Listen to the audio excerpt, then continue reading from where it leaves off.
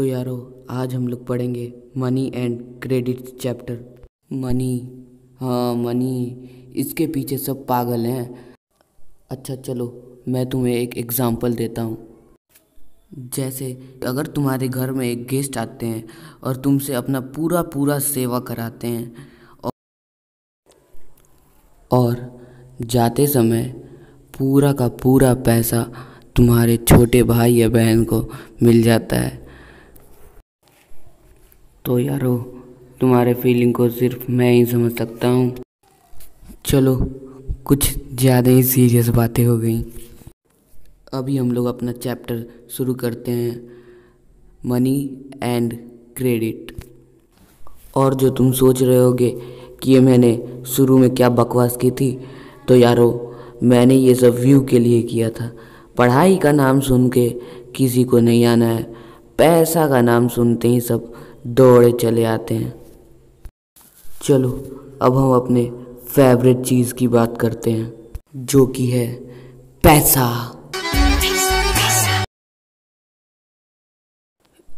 अब चलते हैं बाबा आदम के ज़माने में। तब वहाँ पे पैसा वैसा नहीं होता था, तब वहाँ पे एक सिस्टम होता था। उस सिस्टम का नाम था बार्टर सिस्टम। इसमें रुपए के बदले लोग एक दूसरे को चीज़ें देते थे। जैसे मान लो 5 किलो गेहूं के बोरी के बदले एक जोड़ी जूते। मगर यहाँ पे एक प्रॉब्लम थी। मान लो जिसको गेहूं बेचने हैं उसको जूतों के बदले कपड़े चाहिए हो और कपड़े वाले को गेहूं नहीं चाहिए हो, तो समस्या खड़ी हो जाती थी। तो सक्सेसफुल एक्सचेंज के लिए डबल कोइंसिडेंस ऑफ वांट्स होना बहुत ज़रूरी है। यानी दोनों लोगों को एक दूसरे की चीज़ों की ज़रूरत होगी तभी वो चीज़ें एक्सचेंज करते थे। उसके बाद ये मनी वाला सिस्टम आया। मनी वैसे तो कुछ नहीं है, बस ये एक कागज़ का टुकड़ा है, लेकिन इसकी वैल्यू बहुत है क्योंकि सब लोग इसको एक्सेप्ट करते हैं। इस पेपर के टुकड़े से तुम्हें बहुत कुछ मिल सकता है। ये बेसिकली मीडियम ऑफ एक्सचेंज है।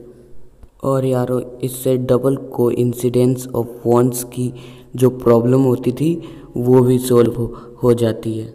तो पहले सिक्के सोने, चांदी, कॉपर ये सब की फॉर्म में आते थे और अब ये कागज़ का टुकड़ा और कुछ सिक्कों के फॉर्म में प्रेजेंट है।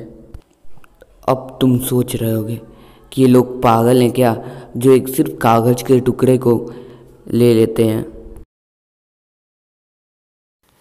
ये जो कागज़ का टुकड़ा है वो गवर्नमेंट ऑफ इंडिया के कंट्रोल में है और इसे सिर्फ रिज़र्व बैंक ऑफ इंडिया ही छापता है। कोई और इसका प्रिंट आउट नहीं निकाल सकता है। और ये रूल भी है कि कोई रुपए के फॉर्म में पेमेंट लेने से मना भी नहीं कर सकता, इसीलिए सब इसे ले लेते हैं। अब तुम जानते हो कि अब धीरे धीरे सोसाइटी कैशलेस हो रही है, तो अब कुछ उस टॉपिक पे भी ध्यान दिया जाए। आजकल सब किसी के पास बैंक अकाउंट है। इसको हम लोग डिमांड डिपॉजिट भी कहते हैं क्योंकि तुम कभी भी जब तुम्हारा मन हो अपने अकाउंट से पैसे निकाल सकते हो और इसके फ़ायदे भी बहुत हैं। और यारो पहला तो यही हो गया कि हमें जब भी मन करे हम अपने बैंक अकाउंट से पैसे निकाल सकते हैं। सेकंड हो जाता है कि बैंक के पास हम लोग के जितने भी पैसे रहते हैं वो सेफ रहते हैं और चोरी होने का डर भी नहीं रहता है और हम लोग को प्लस इंटरेस्ट भी मिलता है और हमारे रुपए बढ़ते रहते हैं। और तीसरा फ़ायदा है हम लोग को एक चेक बुक मिलता है।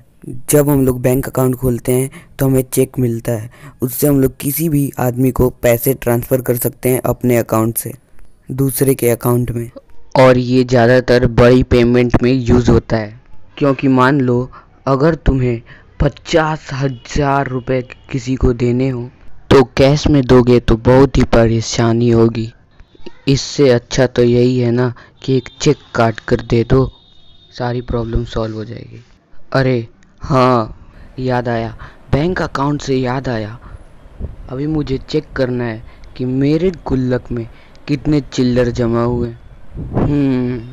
चेक तो करना पड़ेगा। लगता है मेरे गुल्लक में कुछ पैसे जमा हो चुके हैं। सोच रहा हूँ एक सस्ता सा डस्टर ले लूँ। चलो बाय, मिलते हैं अगले एपिसोड में।